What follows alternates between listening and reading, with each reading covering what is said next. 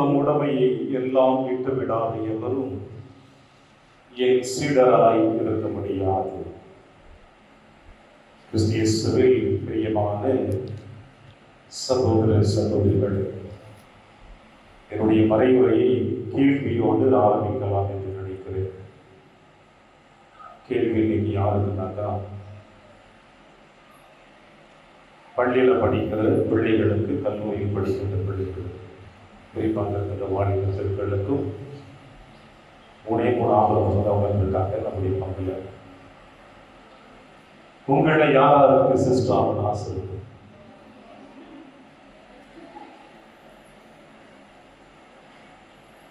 சிரிச்சாங்க, புரிஞ்சுட்டாங்க.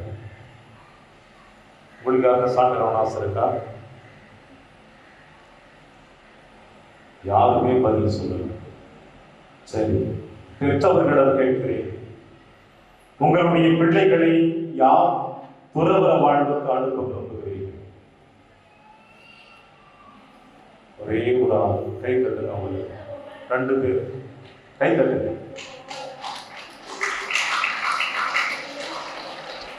பிரியமான சகோதர சகோதரிகளே, இன்றைக்கு துறவற வாழ்வு என்பது ஒரு பெரிய சவால் நிறைந்ததாக இருக்கிறது. அதனாலதான் அந்த பிள்ளைகள் கேட்ட உடனே புரிஞ்சுட்டாங்க. எதுக்கு ஃபாதர் நீங்க தான் போனீங்கன்னாக்கா நாங்க ஜாலியா இருக்கணும்னு ஆசைப்படுறோம், எங்களை இழுத்து போட்டதுல குளிர்காய பார்ப்பீங்களா அப்படின்னாங்க.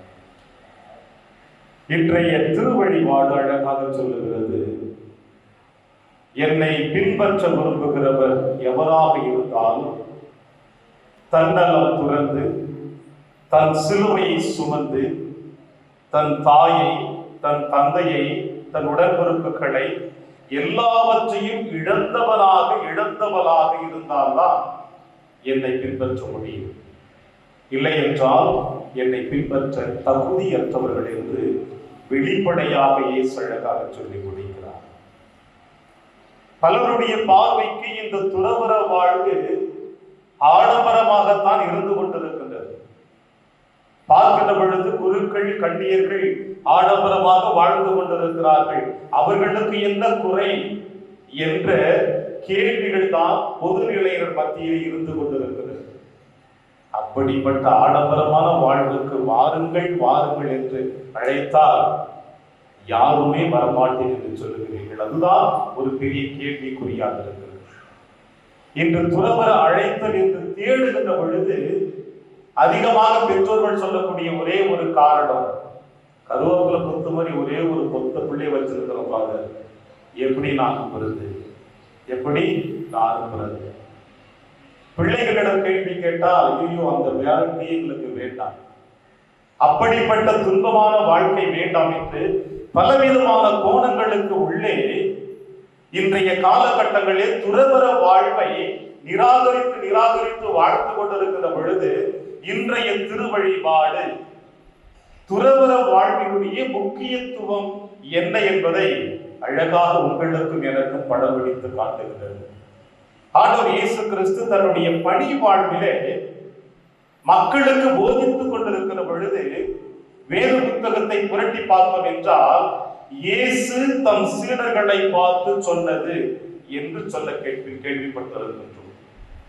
மற்றொரு இடத்தில் இயேசு தம்மை தேடி வந்து தம்மை தொடர்ந்து வந்திருந்த திரளான மக்கள் கூட்டத்தை பார்த்து இயேசு பேசினார் என்பதையும் நாம் வாசிக்க கேட்கின்றோம். அந்த வரிசையில் தான் இன்றைய நற்செய்தி வாசகம் அப்படி அமைந்திருக்கிறது. என்னவென்றால் பெரும் திரளான மக்கள் இயேசுவோடு சென்று கொண்டிருந்தனர், அவர் திரும்பி பார்த்து அவர்களிடம் சொன்னது என்றுதான் இன்றைய நற்செய்தி வாசகம் ஆரம்பிக்கப்பட்டிருக்கிறது.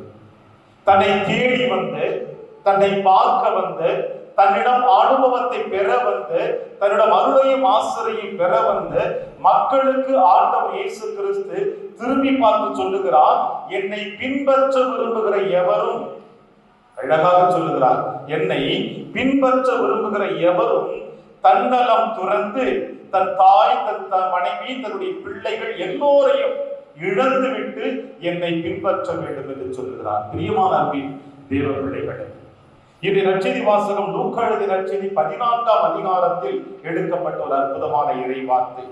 25 முதல் 33 முடிய இன்றைய நற்செய்தி வாசகம் நமக்கு சொல்லப்பட்டிருக்கிறது. இயேசு தன்னை தேடி வந்த மக்களை பார்த்து இவ்வாறு அழைப்பு கொடுக்கிறார், இந்த துறவற வாழ்வுக்கு வாருங்கள் என்று. ஏற்கனவே இல்லற வாழ்வில் வாழ்ந்து கொண்டிருந்த கணவன் மனைவி பிள்ளைகளோடு வாழ்ந்து கொண்டிருக்கின்ற இவர்களுக்கு ஏன் ஆண்டவர் இயேசு கிறிஸ்து இப்படிப்பட்ட அழைப்பை கொடுக்க வேண்டும்? அழகாக நம்முடைய முன்னோர்கள் சொல்லி வைப்பார்கள், தொட்டில் பழக்கம் சுடுகாடு வரைக்கும் என்று சொல்லுவார்கள். ஆக குடும்பத்தில் கற்றுக்கொள்ளக்கூடிய பெற்றோர்கள் தன்னுடைய பிள்ளைகளுக்கு எடுத்து சொல்லக்கூடிய அற்புதமான கல்வி அறிவுதான். அது ஆன்மீகமும் உலகு சார்ந்ததும் பெற்றோர்கள் தன்னுடைய பிள்ளைகளுக்கு கற்றுக் கொடுப்பதுதான் அந்த குழந்தைக்கு தன்னுடைய மன்னக வாழ்வு முடிகின்ற வரையில் அது இருந்து கொண்டிருக்கும். தன்னுடைய பெற்றோர்கள் தங்கள் பிள்ளைகளை சரியான பாதையில் வழிநடத்தவில்லை என்றால் அந்த குழந்தையினுடைய எதிர்கால வாழ்வு மிகவும் ஒரு கேள்விக்குறியாகத்தான் இருக்கும். ஏனென்றால் சமுதாயத்தை பார்க்கின்ற பொழுது, ஒரு பிள்ளைகள் தவறு செய்கின்ற பொழுது அடுத்தவர்கள் சொல்லுகின்ற ஒரே ஒரு வார்த்தை, உன்னுடைய பெற்றோர்கள் நல்லது சொல்லி உனக்கு கற்றுக் கொடுக்கவில்லையா? முதல் கேள்வியை தான் கேட்பார்கள், உன்னுடைய பெற்றோர்கள் உனக்கு நல்லது சொல்லி கற்றுக் கொடுக்கவில்லையா? இப்படி தவறைதான் சொல்லிக் கொடுக்கிறார்களா என்று நம்முடைய வாழ்விலே, நம்முடைய பகுதியிலே வாழ்ந்து கொண்டிருக்கிற எல்லா இடங்களிலும் கேள்விப்படக்கூடிய அற்புதமான கேள்வி இதுதான். எனவேதான் நற்செய்தி வாசகத்தில் இயேசு தன்னை திரும்பி பார்த்து தன்னை தேடி வருகிற மக்களை பார்த்து சொல்லுகிற வார்த்தை. எனவே நற்செய்தி வாசகம் 14ஆம் அதிகாரம் 25 முதல் 33 முடிய இந்த வாசக வார்த்தைகள் கொடுக்கப்பட்டிருக்கிற பொழுது ஏன் இயேசுவை பற்றி சொல்லுகிறார் என்பதை இந்த நற்செய்தி வாசகத்தினுடைய முதல் பகுதிக்கு சென்றோம் என்றால் அழகாக நமக்கு சொல்லப்படுகிறது. 3 விதமான உவமைகளை இயேசு சொல்லுகிறார்.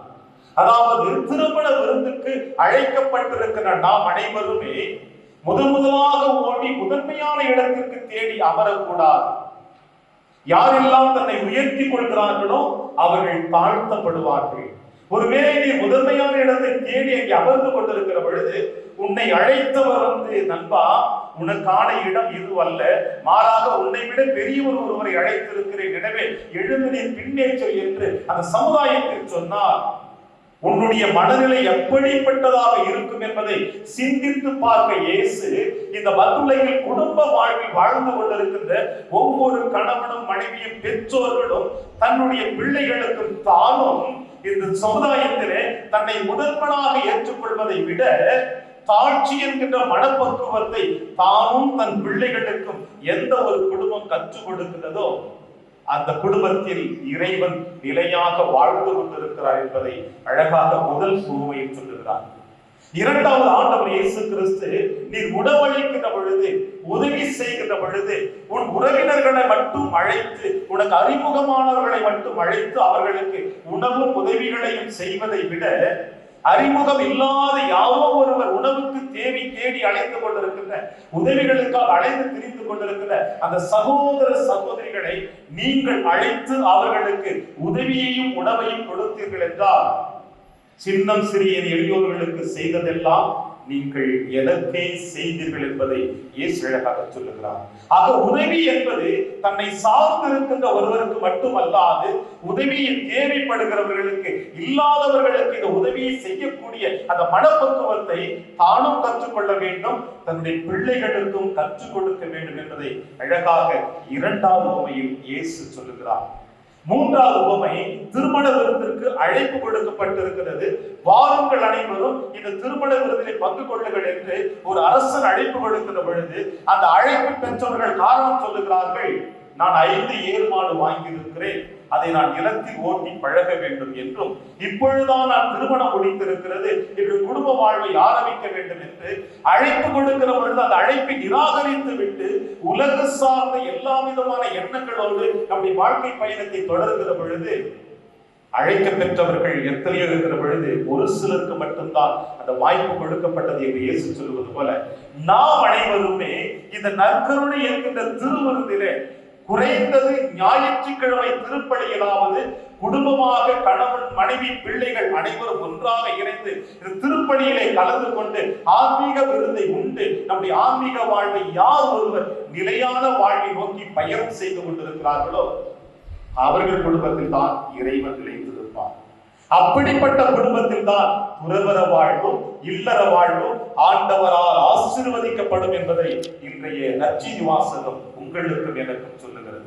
பிரியமான தேவ பிள்ளைகளே, இதற்கு தான் இன்றைய முதல் வாசகத்தில் நீங்களும் நானும் வாசிக்க கேட்டோம். சாலமோனின் ஞான புத்தகத்திலிருந்து எடுக்கப்பட்ட அற்புதமான வாசகம். இது 2 இறைவார்த்தைகள் மட்டும் உங்களுக்கும் எனக்கும் அழகாக சிந்திக்க அழைப்பு கொடுக்கிறது. மண்ணுலகில் உள்ளவற்றையே நாம் உணர்வது அரிது, அருகில் இருப்பவற்றையே கடும் உழைப்பால் தான் கண்டுபிடிக்கின்றோம். இந்த உலகத்தில் இருக்கின்ற நாம் அருகில் இருக்கின்ற ஒரு சில தேவைகளை நம்முடைய உழைப்பின் வழியாகத்தான் நாம் கண்டுபிடிக்கின்றோம், உழைக்காமல் கண்டுபிடிக்கவில்லை. அப்படி இருக்க விண்ணுலகில் இருப்பவற்றை தேடி கண்டுபிடிப்பவர் யார்? அருகில் இருப்பவற்றையே தன்னுடைய உழைப்பினால் கண்டுபிடிக்கிற நாங்கள் விண்ணுலகில் வெகு தொலைவில் இருக்கின்றவற்றை எப்படி எங்களால் கண்டுபிடிக்க முடியும்? அதற்கு ஒரே ஒரு வழி மட்டும்தான். நீர் ஞானத்தை அருளாமலும் உயர் வானத்திலிருந்து தூய ஆவி அனுப்பாமல் இருந்தாலும் உன் திட்டத்தை யாராலும் அறிந்து கொள்ள முடியாது. பிரியமான தேவ பிள்ளைகளே, ஆக இந்த மண்ணுலகிலே தம்மை தாழ்த்தி கொள்ள வேண்டும் என்றால், உதவி செய்யப்பட வேண்டிய மனப்பக்குவம் வேண்டும் என்றால், ஆன்மீக வாழ்வை நாம் அனைவரும் நிலையாக நிறுத்திக் கொள்ள வேண்டும் என்றால், அதற்கு உறுதுணையாக இருக்கக்கூடியது ஒன்றே ஒன்றுதான், ஆவியினுடைய ஆளுமை, ஆவியினுடைய வல்லமை. இந்த ஆவியினுடைய ஆளுமையும் ஆவியினுடைய வல்லமையும் நாம் அனைவரும் பெற்றுக்கொள்ள வேண்டும் என்றால், இந்த 2வது வாசகத்தில் பவுலடிகள் அழகாக பிலேமோனுக்கு எழுதிய திருமுகத்தில் சொல்லுகிறார். ஒரே ஒரு வார்த்தையை முடித்து விடுகிறார். இனி அவனை நீ அடிமையாக அல்ல, உம்முடைய அன்பார்ந்த சகோதரனாக ஏற்றுக்கொள்ளும்.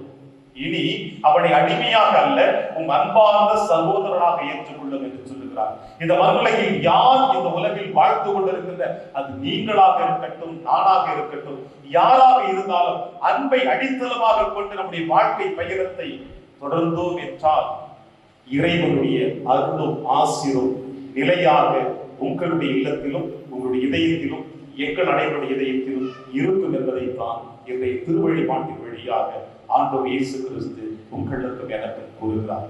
எனவே இறைவார்த்தை ஏற்று அந்த இறைவார்த்தை போதிக்கக்கூடிய நல்ல மனப்பக்குவத்தை திருமுழுக்கின் பொழுது பொது நிலையினராகி இருக்கின்ற நீங்கள் பொது குருத்துவத்தில் உங்களை அர்ப்பணித்திருக்கிறீர்கள், பணி குருத்துவத்தில் எங்களை அர்ப்பணிக்க அனுப்பி இருக்கிறீர்கள். நீங்கள் அனுப்பியதால் தான் நாங்கள் வந்திருக்கின்றோம். நீங்கள் பொது குருத்துவத்தில் நிலையாக நின்று இறைவனுக்கு உரியவர்களாக எப்பொழுது நீங்கள் உங்களுடைய வாழ்வை ஆரம்பிக்கிறீர்களோ அப்பொழுதுதான் பணி குருத்துவத்தில் இருக்கின்ற ஒவ்வொரு குருக்களும் சரியான பாதையில் தெளிவான வார்த்தையை மக்களுக்கு போதித்து இறைவனை எங்களுடைய சொல்லிலும் செயலிலும் வெளிப்படுத்த முடியும் என்பதை இயேசு உங்களுக்கும் எனக்கும் அழகாக தெளிவுபடுத்துகிறார். எனவே இயேசுடைய வார்த்தைகளை ஏற்றவர்களாக தொடர்வோம். இந்த நற்கருணை பணியிலே இறைவன் உங்களையும் என்னையும் நிறைவாக ஆசீர்வதிப்பாராக. ஆமென்.